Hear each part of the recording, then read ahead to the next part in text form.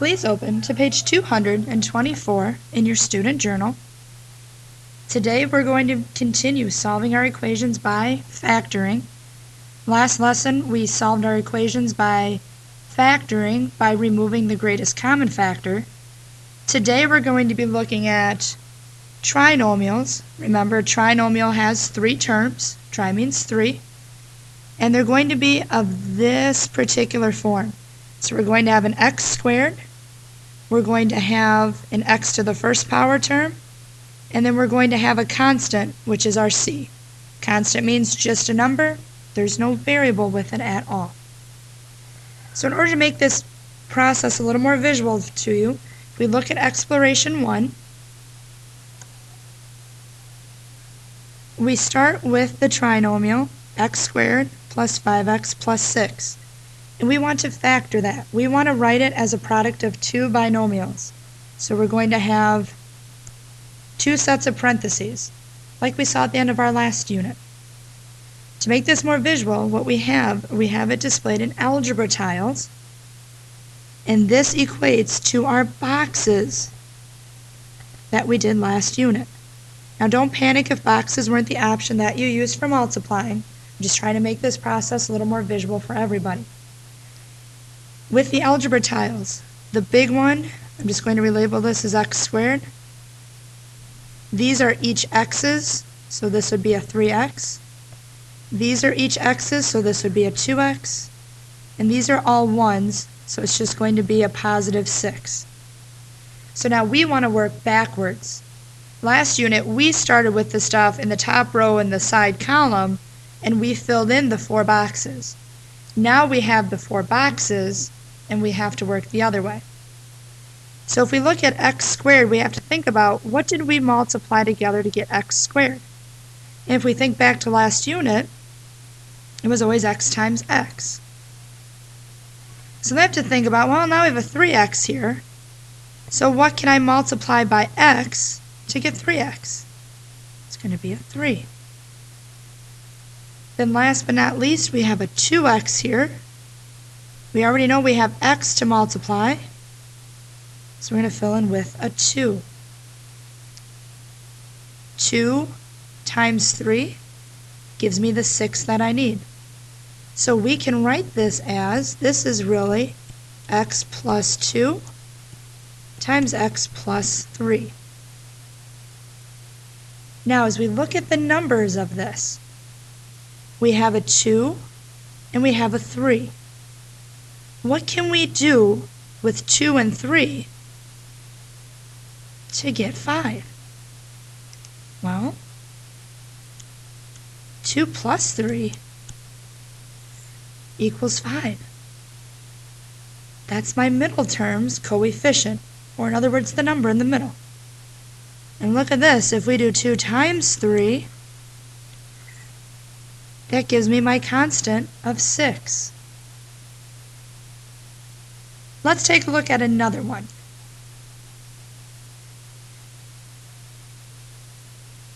Let's look at step 3 of the first exploration.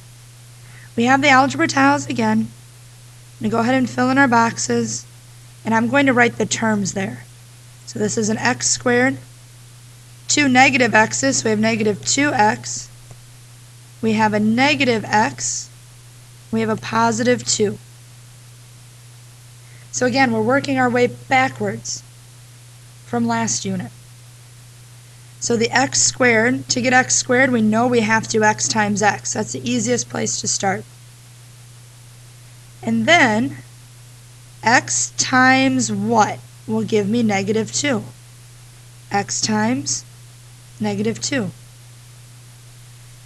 And then in the bottom row, what times x will give me negative x? Negative 1. X minus 1, x minus 2. Again, let's look at the number pieces. Negative 1 plus negative 2 equals negative 3. Negative 3, negative 3. Negative 1 times negative 2, we get positive 2. positive 2, positive 2. I don't think this is a coincidence. Let's take a look at one more with the algebra tiles, and then we're going to have to figure out ourselves then how to fill in the boxes without the tiles already there for us. So I'm going to go ahead and split this into the boxes that we're familiar with from last unit. The big tile is x squared. I have 1, 2, 3, I have 4 x's. I have a 1x here. And then I have a positive 4. Again, to get x squared, I know it has to be x and x. And then x times what will give me 4x? Positive 4. Now we have to fill in the bottom box here. So x times what will give me x? We just need a 1. 1 times 4 gives me the positive 4 I need. So we have an x plus 1 and an x plus 4. Let's again look at the numbers. 1 plus 4 gives me 5. I see 5 in my trinomial. It's that middle number again. 1 times 4 is 4. I look at my trinomial, and when we multiplied, we again get that constant. So let's take this idea onto page 225. I know some of you are thinking, Miss Golly, I'm not real sure those algebra tiles are in there. I'm not real familiar with those. I'm not liking those. So let's try a fresh one. The algebra tiles are not there for us. Let's make our boxes. And let's think about what we did on those last couple examples. I want to write this trinomial as a product of two binomials. Now with the algebra tiles, we knew we were going to have an x squared here every time. There's my x squared.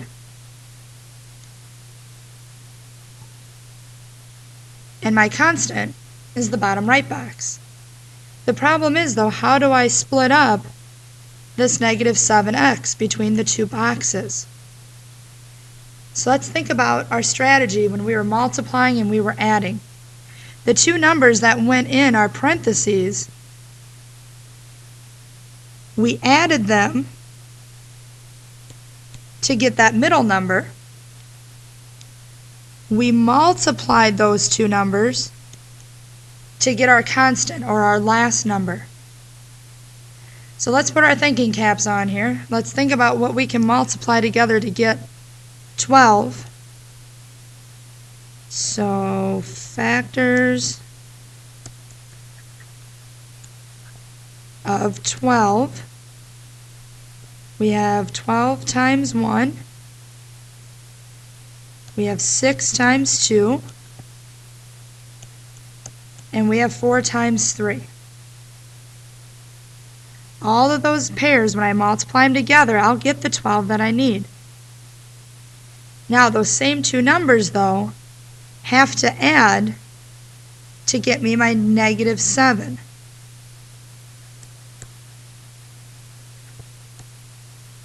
So sum of the numbers. Sum, or in other words, we're adding. The factors meant we were multiplying. 12 plus 1 gives me 13. Nope, I need negative 7. 6 plus 2 is 8. Nope, I need negative 7.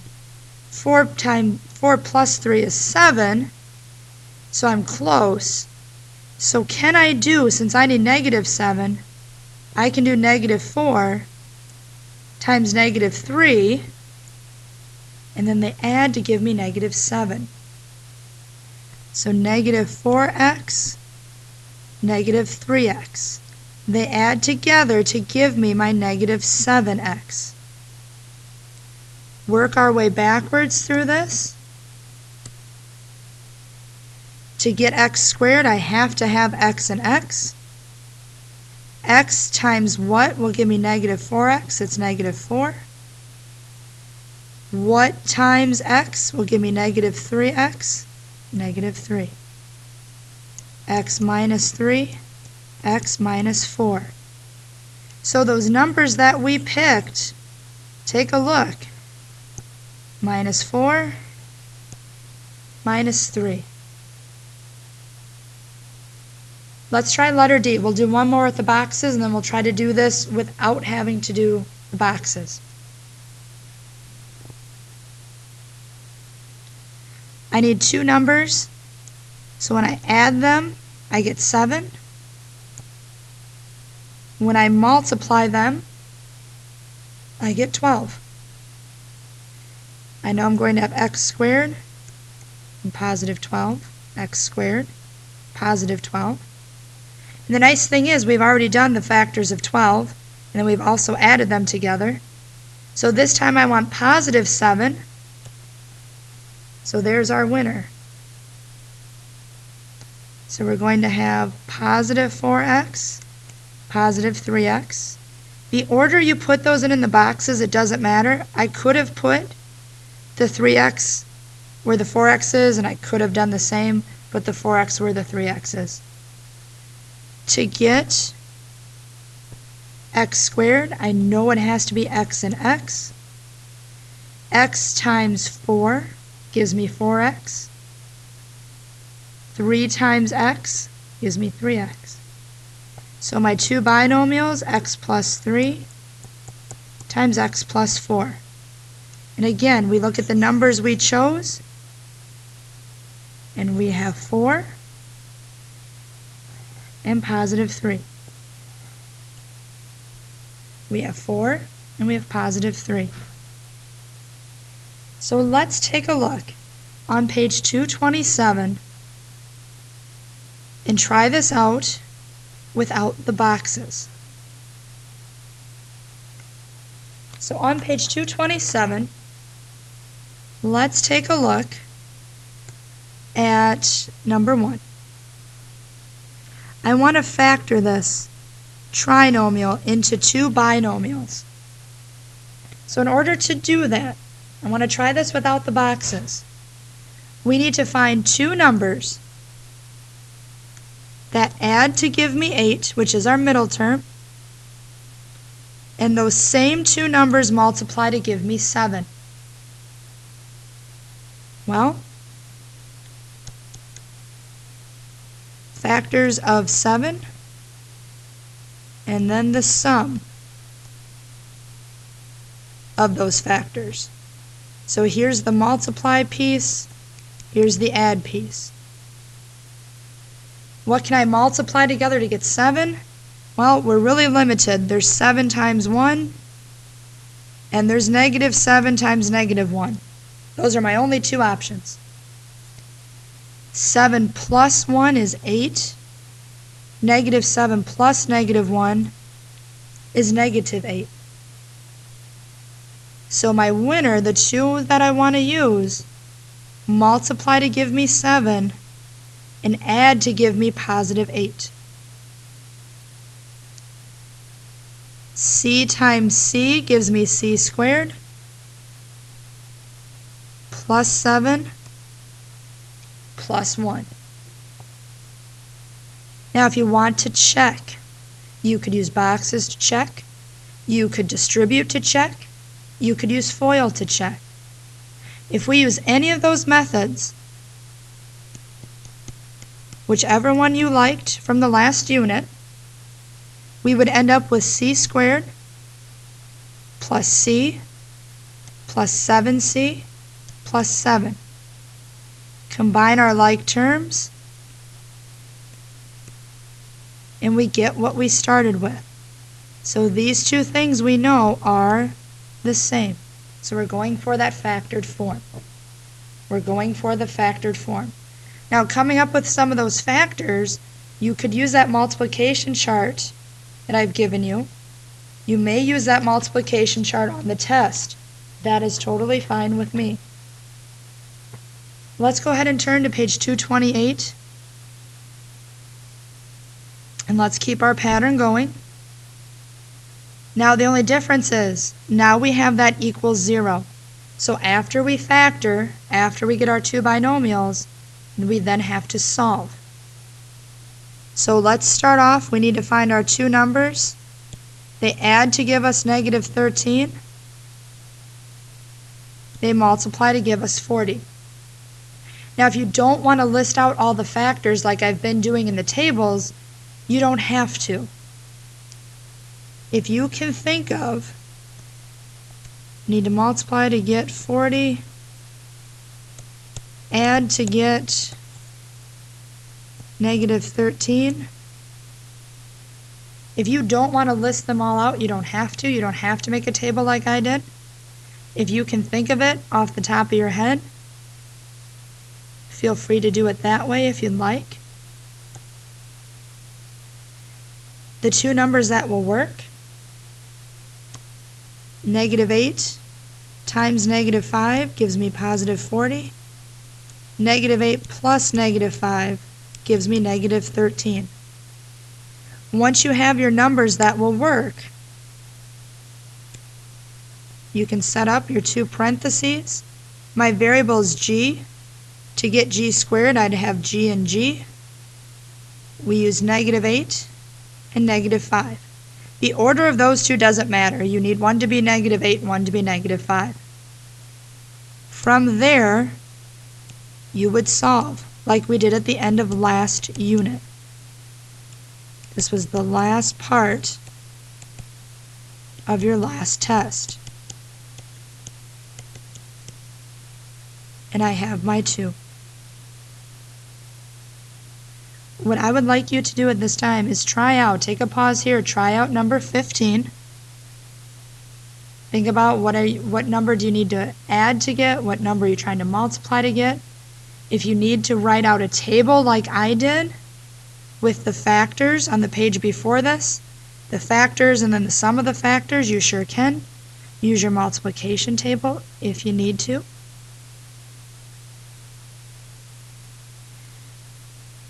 I need to find two numbers that add to give me negative 7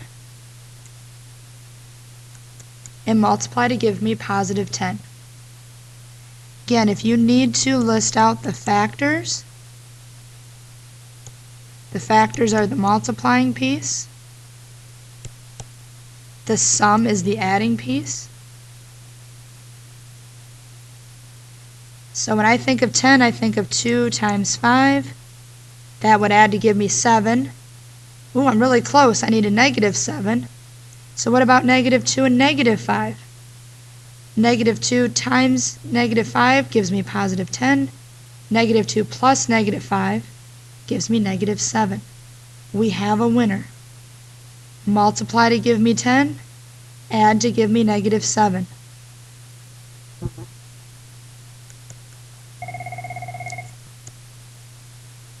To get w squared, we would need w and w. And then our two magic numbers we found, negative 2 and negative 5, again in either order. Now you do have to finish off and solve. W minus 2 equal to 0, w minus 5 equal to 0. Add 2, w equals 2, or w equals 5. So that last part, that solving part, that's something we did last unit. The new part for us is getting that trinomial with the 3 terms into the binomial, or the 2 binomials, excuse me. Let's just take a look at one more. I want to look at number 16.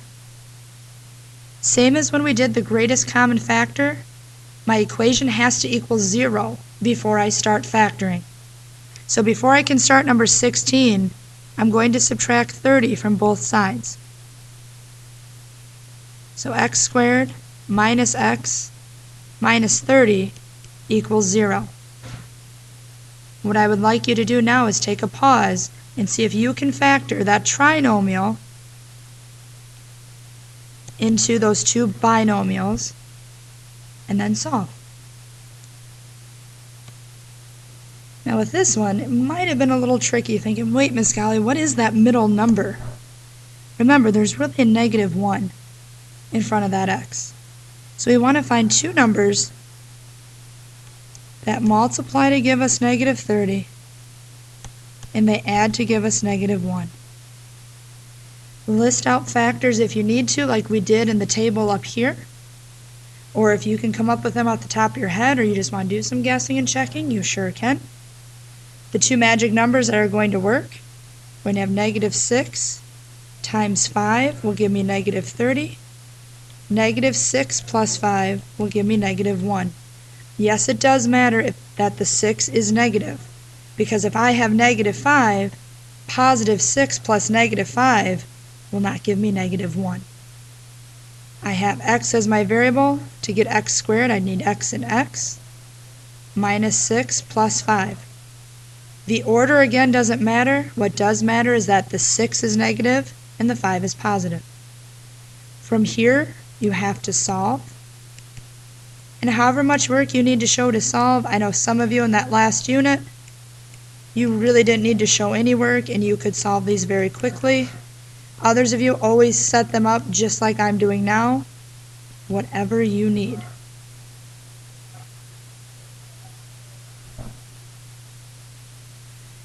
At this time, what I'd like you to do is please try out your progress check. Use whatever notes you need from your journal. Use your multiplication chart if needed. Check it in with me when finished. If you have questions, let me know.